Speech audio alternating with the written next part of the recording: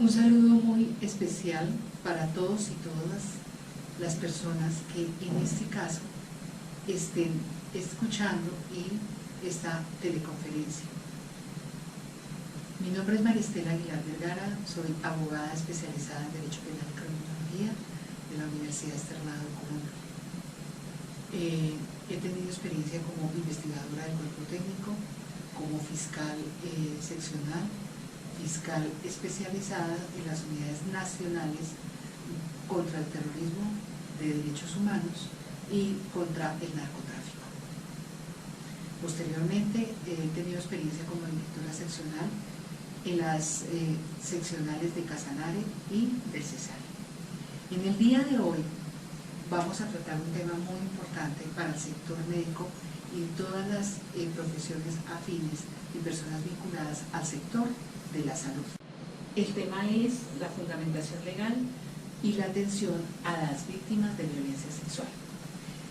La pregunta que todos ustedes se hacen y es de fundamental importancia es ¿cuál sería la responsabilidad legal del profesional en la salud frente a la atención de una víctima de violencia sexual?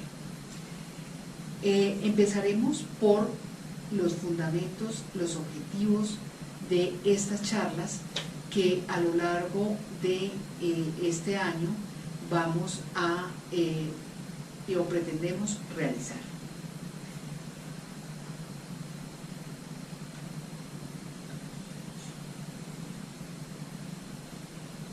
La violencia sexual, según la Organización Mundial de la Salud como la Organización Panamericana de la Salud, de acuerdo a los últimos parámetros con base en las investigaciones realizadas por estas organizaciones en el 2003, define la violencia sexual como todo acto sexual, la tentativa de consumar un acto sexual, los comentarios o insinuaciones sexuales no deseados o las acciones para comercializar o utilizar de cualquier otro modo la sexualidad de una persona.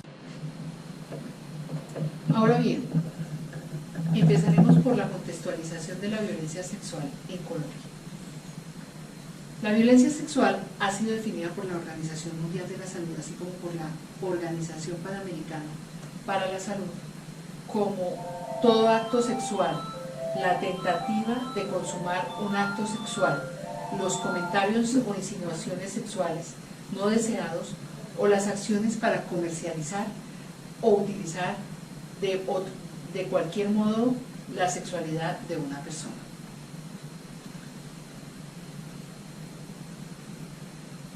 Ahora bien, las víctimas de violencia sexual no denuncian por miedo a sus agresores o por no saber dónde denunciar. Existen múltiples formas de este delito. Está la violencia sexual como una forma de violencia basada en género, por el solo hecho que la persona sea mujer, y también como una forma de ejercer el mecanismo de poder, como son aquellas que ejercen los grupos armados para dominar, para violentar y así obtener la sumisión de un grupo, de una comunidad o de un pueblo. Y es cuando violan a las mujeres es decir, los acceden de cualquier forma en su sexualidad, en su intimidad, para obtener este mecanismo de poder.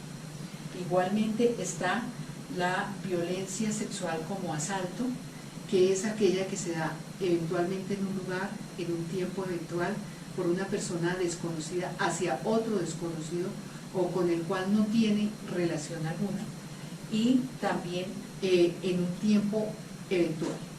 Esta violencia es aquella que se ejerce en las calles, que se ejerce en los parques y que se ejerce principalmente en lugares desconocidos, cuando un niño, una niña, un adolescente o una persona adulta transita por estos lugares y son, digamos, como forma propicia para acceder carnalmente a estas personas.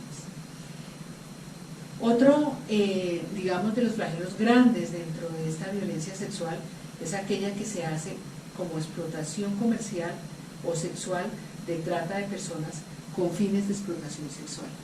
Colombia es uno de los países donde existe mayor tránsito y se provee mayor número de mujeres, niños y niñas y adolescentes para la trata de personas, las cuales son, de acuerdo con la experiencia vivida, porque tuve la oportunidad de trabajar en esa unidad, salen con rumbo a Panamá y de Panamá son llevadas a Europa Oriental, a los países asiáticos y a diferentes partes a prestar estos servicios, con una acotación muy triste, muy peligrosa, que es que cuando pierden, digamos, ese comercio sexual, que ya no son personas atractivas o que ya no pueden ejercer la prostitución o es decir, estos servicios sexuales, son llevadas y desaparecidas, generalmente botadas de los barcos y abandonadas, o es decir, se ahogan y se pierden y no hay donde saber cuál fue la suerte de cada una de estas personas. Está igualmente el constreñimiento a la prostitución, que es cuando son obligadas a prestar el servicio de prostitución y hay una utilidad, hay un comercio, hay una ganancia con esta prostitución de niños, niñas, adolescentes y mujeres. Igualmente, el proselitismo con menor de edad. Esta es una situación muy triste y lamentable. Y es a ustedes, doctores, a ustedes, auxiliares de la enfermería, auxiliares de la salud, enfermeras profesionales, psicólogas, psiquiatras, donde tienen un papel fundamental, porque muchas veces el niño no tiene, la niña no tiene, el adolescente no tiene la oportunidad de hablar con nadie y son prostituidos y son obligados a estas situaciones desde sus casas. Por otra parte, está la pornografía con personas menores de 18 años, con niños y niñas menores de estas edades, las cuales tienen varias connotaciones. Son vendidas este tipo de películas al exterior a altísimos precios y esto al mismo tiempo hace parte del turismo sexual, porque a través de estas cintas que se envían, de estas películas y fotografías, atraen a turistas para que ejerzan en Colombia el uso y la prostitución de menores, de niños y niñas y adolescentes. La explotación sexual asociada al contexto del turismo es lo que llamamos un delito oculto. Entiéndase por delito oculto aquel que existe, pero nadie denuncia y nadie da a conocer, por miedo, por ignorancia o por intereses muchas veces de carácter económico. De igual manera, está la violencia sexual en el contexto del conflicto armado.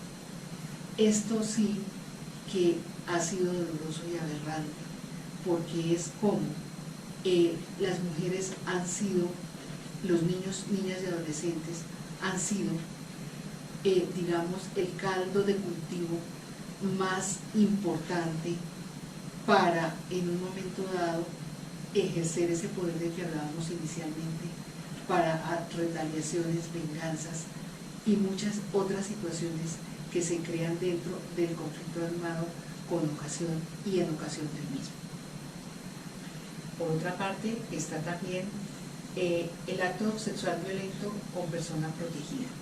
Esto es cuando en el conflicto armado las personas que no hacen parte como combatientes ni personas determinantes en este conflicto, protagonistas de este conflicto como es la población civil, las personas que se encuentran heridas, aquellas que no hacen parte del conflicto o que han depuesto sus armas, son utilizadas como botín de guerra y dentro de eso son la violencia sexual.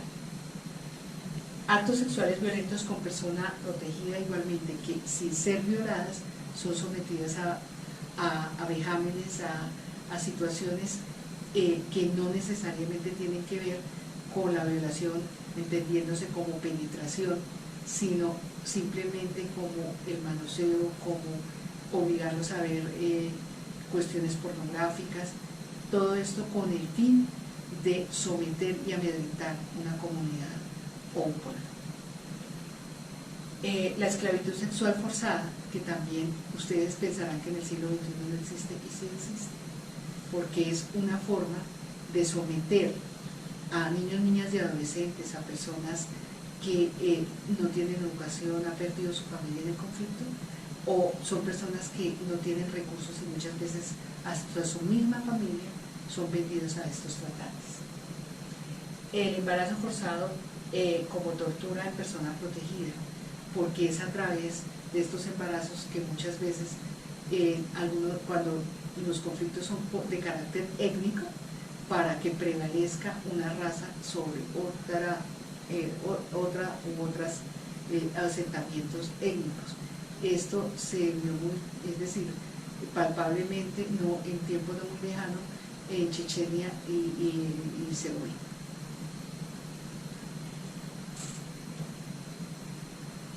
El ciclo de la violencia sexual puede ser con violencia o sin violencia. La violencia puede ser de carácter físico, psicológico, poder o amenazas.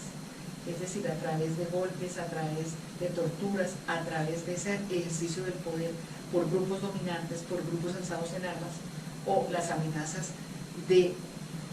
hacia los padres o de los padres, o sea, se ejerce violencia sobre los padres con amenazas hacia sus hijos. Sin violencia es aquella que es a través de seducción, de caricias, de besos, de ganarse la confianza de la víctima o el convencimiento. Este esquema de la violencia sexual lo podemos ver como extrafamiliar o intrafamiliar. Extrafamiliar es el abusador desconocido cuando hablamos del asalto, el abuso de una persona conocida de la familia, allegada, amigos de la familia o personas que frecuentan una casa o un determinado grupo o entorno social o familiar.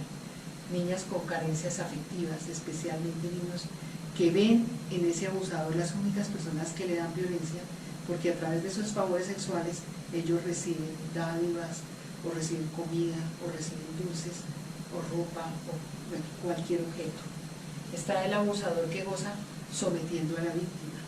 Personas que tienen problemas que ustedes pueden identificar en aquellas personas que presentan este tipo de comportamientos y de conductas que pueden ejercer en cualquier momento, en cualquier lugar y en cualquier núcleo familiar o escolar o de barrio.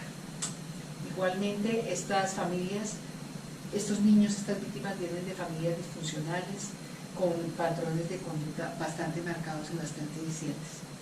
La violencia sexual intrafamiliar puede ser ejercida por el padre, la madre, el padrastro, la tía o la abuela o la hermana.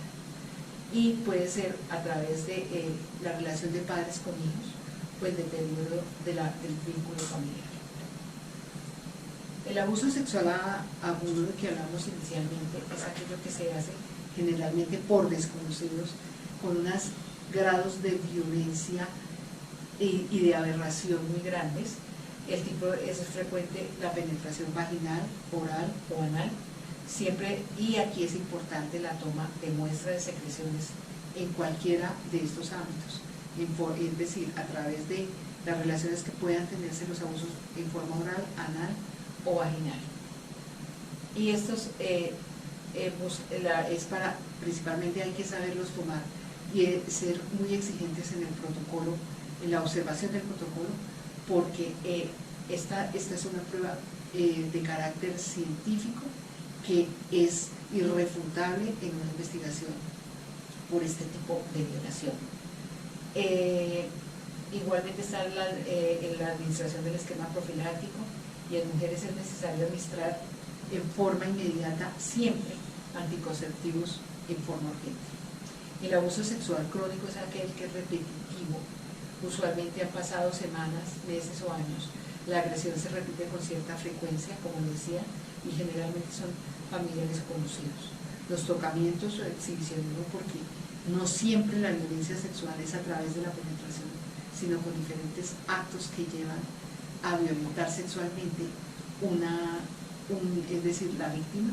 La toma de muestras no siempre es necesaria y deberá individualizarse en cada caso de acuerdo a los criterios establecidos. Eso lo conocen ustedes perfectamente, y no se administra profilaxis de manera rutinaria, se evalúa el caso, o sea, si hay necesidad, si hay muestras de infección, si hay cualquier signo que ustedes dentro de la rama de la salud conocen, o son signos inequívocos para pensar que se necesita en forma inmediata esta profilaxis. Y se valora la administración de la anticoncepción de urgencia según el tipo de agresión y el tiempo transcurrido. Existen entidades nacionales de apoyo para la prevención de denuncia del abuso sexual. La responsabilidad, quiero aquí hacerles énfasis, está inicialmente en el primer ente gubernamental de carácter nacional, de carácter sectorial o de carácter local, donde se presente la víctima. Existe la Fiscalía General de la Nación, que tiene la obligación en forma inmediata de recibir la víctima, de prestarle los primeros auxilios para llevarla, para activar la ruta que hay con salud, para que el médico valore a esa persona, para que pueda tener toda la atención integral en cada uno de sus casos. Está la Defensoría, la Procuraduría General de la Nación, el Instituto Nacional de Medicina Legal, el Ministerio de Salud en todas sus manifestaciones, el Instituto Colombiano de Bienestar Familiar y el Ministerio del Interior. Por otra parte, los actores a nivel local están los directores territoriales y centros de puntos de atención de la unidad de víctimas, la Defensoría y la Procuraduría de carácter regional o local, la Fiscalía Seccional, las casas de justicia o comisarías de familia, la Policía Municipal, como el Instituto Colombiano de Bienestar Familiar, los organismos de mujeres víctimas, lideresas, representantes de organizaciones de mujeres y la Agencia de Cooperación Internacional presentes en la zona. Aquí es importante que la Unión hace la fuerza, doctores y señores profesionales adscritos a la salud.